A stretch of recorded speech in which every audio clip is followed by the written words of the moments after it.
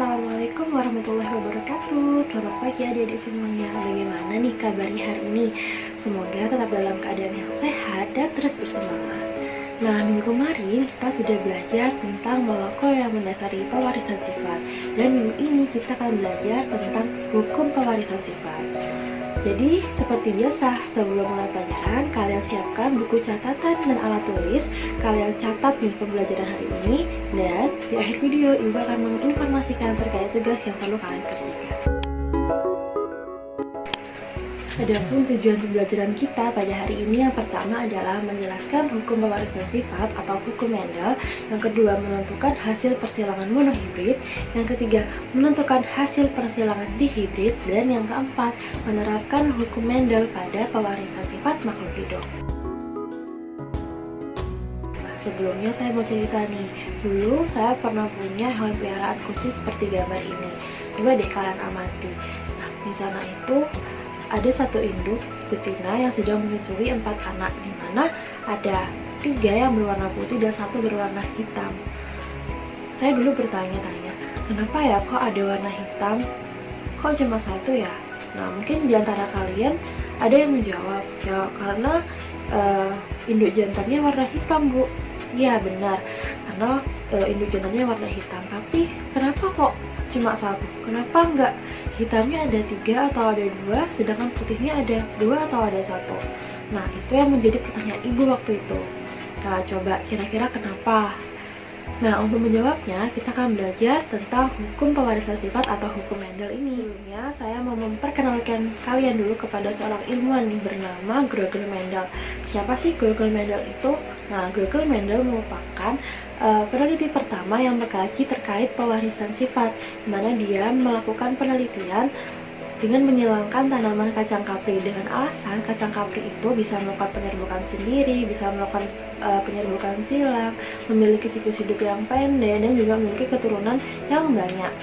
Nah, dia nggak hanya menghilangkan tanaman kacang kapri 10, 100, atau 1000, bahkan lebih banyak daripada itu, yaitu 28.000 tanaman kacang kapri. Maka dari itu, dia baru selesai melakukan penelitian 8 tahun kemudian, yaitu pada tahun 1865, di mana dia akhirnya mampu menghasilkan suatu hukum yang disebut dengan hukum genetika atau yang saat ini kita kenal sebagai hukum Mendel. Yang mana hukumnya berbunyi, tiap sifat yang diwariskan itu punya sifat dominan dan resesif. Selain itu juga memiliki pola pewarisan tertentu. Nah, selanjutnya kita akan membahas tentang hukum Mendel. Nah, hukum Mendel itu ada 2, hukum Mendel 1 dan hukum Mendel 2. Nah, dimana hukum Mendel 1 itu disebut juga hukum segregasi atau pemisahan, dimana hukum Mendel ini diperuntukkan untuk persilangan monohibrid atau satu sifat beda. Bunyi dari hukum Mendel 1 yaitu pada pembentukan gamet, kedua gen induk yang merupakan pasangan alel dia akan memisah nih, sehingga tiap-tiap gamet akan menerima satu gen dari induknya.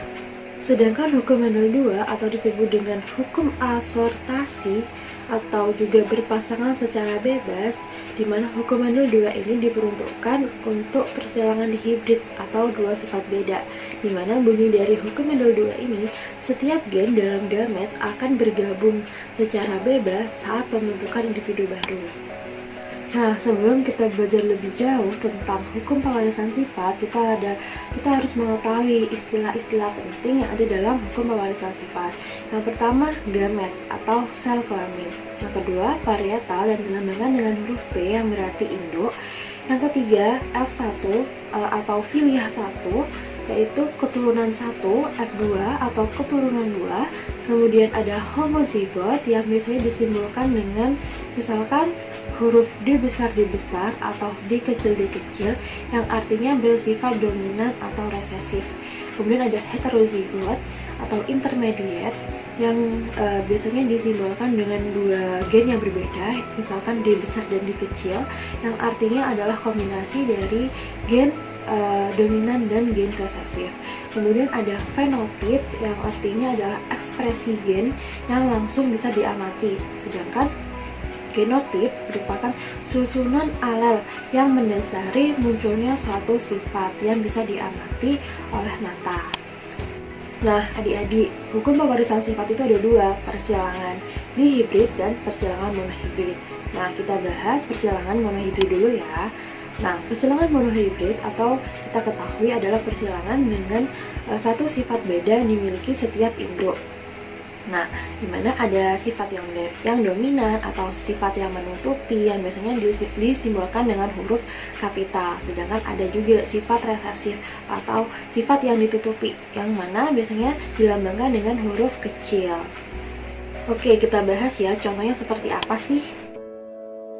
Contoh persilangan monohibrid yaitu persilangan antara bunga mawar berwarna merah yang bersifat dominan atau M besar dan mawar putih resesif atau M kecil. Kemudian keduanya disilangkan atau P1-nya adalah merah atau M besar disilangkan dengan putih atau M kecil. Kemudian untuk gametnya, gamet untuk induk berwarna merah dominan adalah M besar dan gamet induk putih resesif adalah M kecil. Kemudian keduanya disilangkan yaitu M besar dengan M kecil, M besar dengan M kecil, M besar dengan M kecil, dan M besar dengan M kecil, sehingga dihasilkan keturunan pertamanya adalah 100% berwarna merah. Kemudian disilangkan antara keturunan pertamanya atau induk keduanya yaitu sama-sama berwarna merah. Gametnya masing-masing adalah M besar dan M kecil. Kemudian keduanya disilangkan sehingga menghasilkan keturunan kedua yang bisa dilihat melalui tabel berikut, di mana menghasilkan 1 M besar, 2 M besar M kecil, dan 1 M kecil. Nah, kemudian untuk rasio fenotipnya kalian bisa lihat di mana ada 3 berwarna mawar merah dan 1 berwarna putih. Hal ini disebabkan karena adanya sifat dominan dan sifat resesif, di mana yang bersifat dominan dilambangkan dengan huruf M besar. Artinya ketika ada huruf M besar, maka ia akan berwarna merah. Nah, jadi kesimpulannya, yang pertama adalah rasio genotip F2 atau sifat yang tidak tampak, yaitu ada M besar sejumlah 1, M besar M kecil sejumlah 2, dan M kecil berjumlah 1, atau 1:2:1. Nah, kemudian ada yang kedua, rasio fenotip F2 atau sifat yang terlihat, di mana ada merah yang berwarna 3 dan warna putih yang berwarna 1. Artinya, merah banding putih adalah 3:1. Nah, pada persilangan monohibrid ada kemungkinan yang bisa terjadi, yaitu adanya persilangan intermediat. Nah, yuk kita bahas seperti apa sih persilangan intermediat itu. Nah, persilangan intermediat merupakan persilangan antara dua induk yang memiliki sifat yang kuat, di mana tidak ada sifat dominan dan tidak ada sifat resesif, tapi mereka masih merupakan persilangan monohibrid. Contohnya adalah sebagai berikut. Contoh persilangan intermediat yaitu persilangan antara bunga Myriabilis jalapa berwarna merah dan berwarna putih. Sama seperti persilangan pada monohibrid, di mana untuk induk pertamanya adalah berwarna merah atau M besar disilangkan dengan berwarna putih atau M kecil. Untuk gametnya, induk berwarna merah adalah M besar, dan untuk gamet induk berwarna putih adalah M kecil. Kemudian mereka disilangkan sehingga akan menghasilkan keturunan pertama M besar M kecil atau 100% berwarna merah muda. Kemudian disilangkan antara keturunan pertamanya, di mana untuk induk keduanya sama-sama berwarna merah muda atau M besar M kecil. Untuk gametnya masing-masing adalah M besar M kecil yang kemudian disilangkan sehingga keturunannya bisa kalian lihat melalui tabel berikut. Untuk rasio genotip itu sama seperti persilangan pada monohibrid, yaitu 1 M besar, 2 M besar M kecil, dan 1 M kecil. Nah, berbeda dengan rasio fenotipnya, di mana terdapat sifat baru yang terbentuk yaitu berwarna merah muda. Hal tersebut dikarenakan tidak adanya sifat dominan dan resesif pada persilangan intermediate. Sehingga rasio fenotip yang dihasilkan adalah 1 berwarna merah, 2 berwarna merah muda, dan 1 berwarna putih. Jadi kesimpulannya yaitu yang pertama, rasio genotip F2 yaitu 1 M besar, 2 M besar M kecil, dan 1 M kecil M kecil. Atau perbandingannya M besar banding M besar M kecil banding M kecil adalah 1 banding 2 banding 1. Nah, sedangkan rasio fenotip F2 nya yaitu 1 merah, kemudian 2 merah muda, dan 1 warna putih, atau 1 banding 2 banding 1.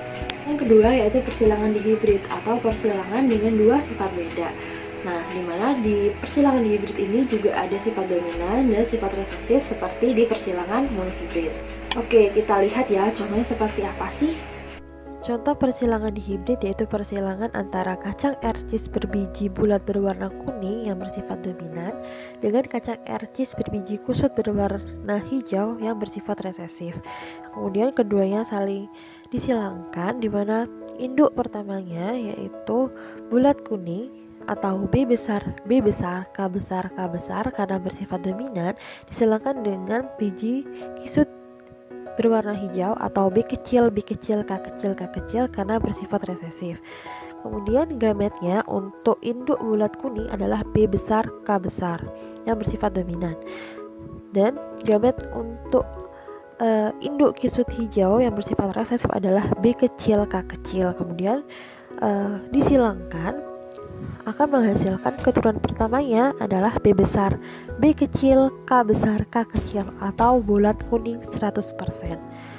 Kemudian disilangkan antara keturunan pertamanya di mana induk keduanya sama-sama bulat kuning atau B besar, B kecil, K besar, K kecil, dan untuk gametnya masing-masing adalah B besar, K besar, B besar, K kecil, B kecil, K besar, dan B kecil, K kecil.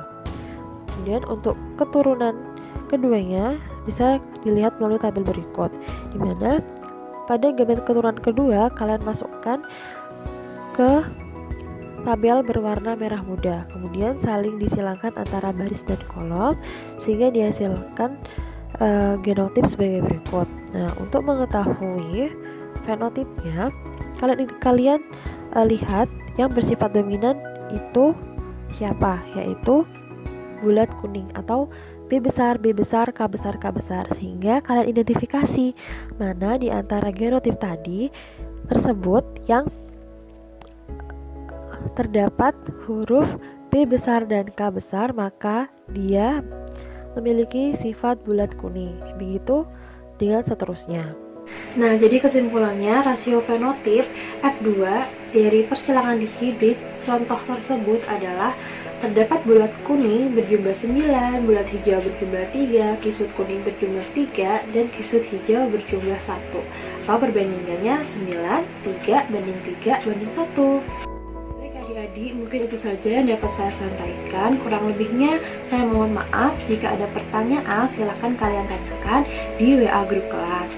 Dan untuk tugasnya silahkan kalian akses link di description box. Ibu akhiri, semoga pembelajaran kita hari ini bermanfaat bagi kita semua.